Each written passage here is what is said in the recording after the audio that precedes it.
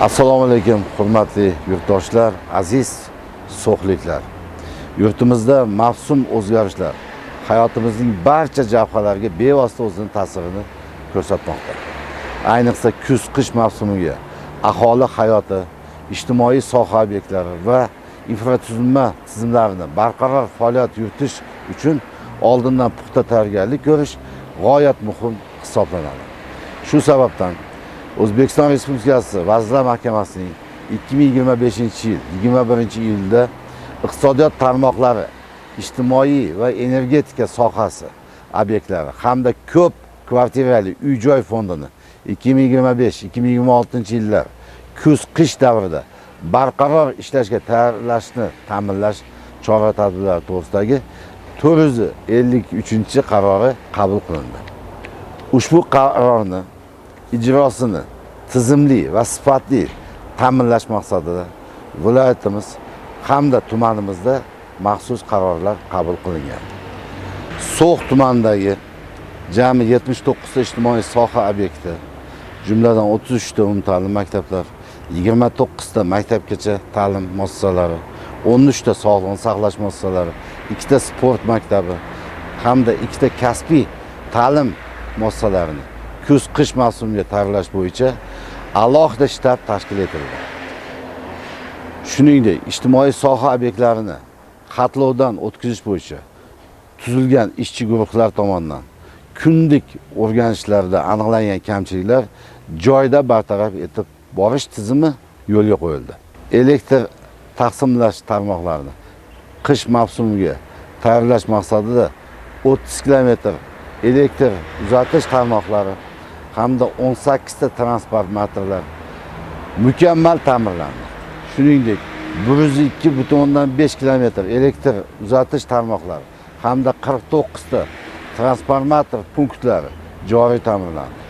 Bundan tashqari, elektr ta'minoti og'ir bo'lgan bitta mahalla fuqarolar yig'ini hududida 0,2 kilometr elektr tarmoqlari va 2 ta transformator qo'shimcha o'rnatildi.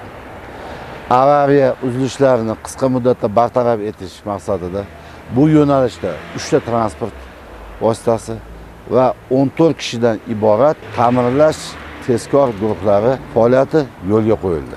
Mavsumga tayyorgarlik ko'rish uchun bitta qo'shimcha transformator va transformator moyi, 4 kilometr uzunlikdagi kabel tarmog'i hamda 97 turdagi boshqa ehtiyot materiallari zaxirasi yaratildi.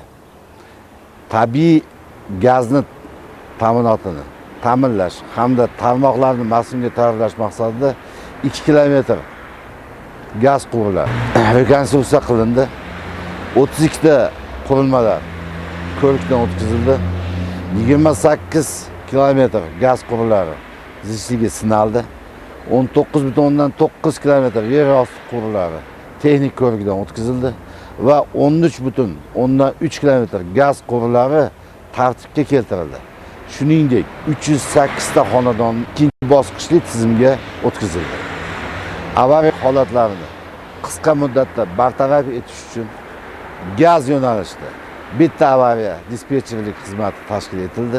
Unda bitta avtotransport vositasi va bitta brigada hamda 3 nafar xodim shay holatga keltirildi. Umuman olganda tumanimizda 25 ta mahalla fuqarolar yig'inlarida yashovchi aholi va mavjud ijtimoiy soha obyektlariga kuz-qish mavsumi uchun 15,533 tonna ko'mir mahsulotlarini yetkazib berishni rejalashtirganmiz. Tuman aholisi uchun 10,727 tonna ko'mir yetkazib berish, shuningdek, ijtimoiy sohalar obyektlari uchun 4,806 tonna ko'mir zaxira qilinadi. Kuz-qish mavsumiga tayyorgarlik ko'rish alohida nazoratga olingan.